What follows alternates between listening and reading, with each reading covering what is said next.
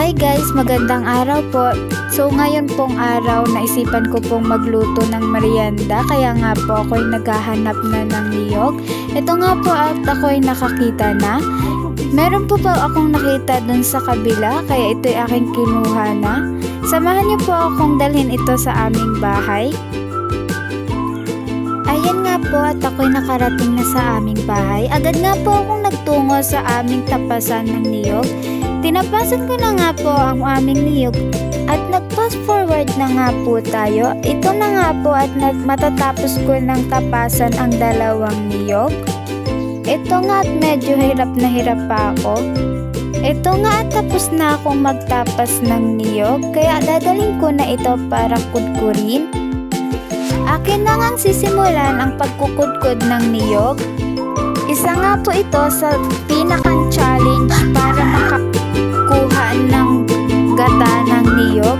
Talaga namang parang exercise na kasi ito, dahil nga po pawisan ka na bago pa makatapos sa pagkukudkod ng niyog. Ingat nga lang po kayo, baka kasi tumulo ang pawis nyo sa pagsagata ng niyog.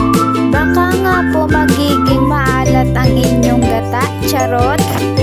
Ito na nga po at matapos na ako sa pagkukudkod ng niyog.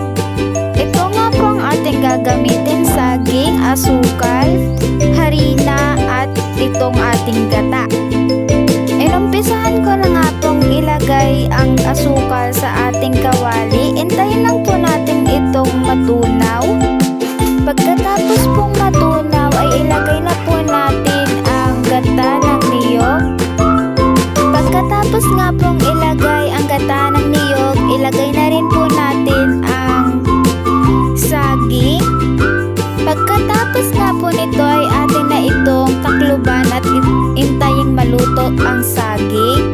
Ito nga po at sa tingin ko luto na ang ating saging.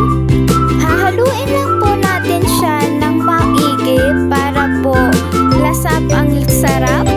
Pagkatapos nga po nating haluin ng mabuti, ilagay na rin po natin ang ating harina upang ang ating saging ay lumapot. Pagkatapos nga pong lagyan natin ng harina ang ating saging, haluin lang po natin ng mabuti. Pagkatapos nga po nito ay ilagay na po natin ang ating asin para pangpalasa sa ating saging.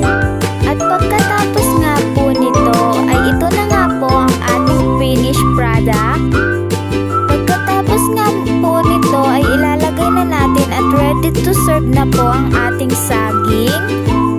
Sa part nga po na yan ay ako'y tuwang-tuwa na sapagkat kami na ay makakakain dahil ako'y gutom na kanina pa. Pagkatapos nga po nito ay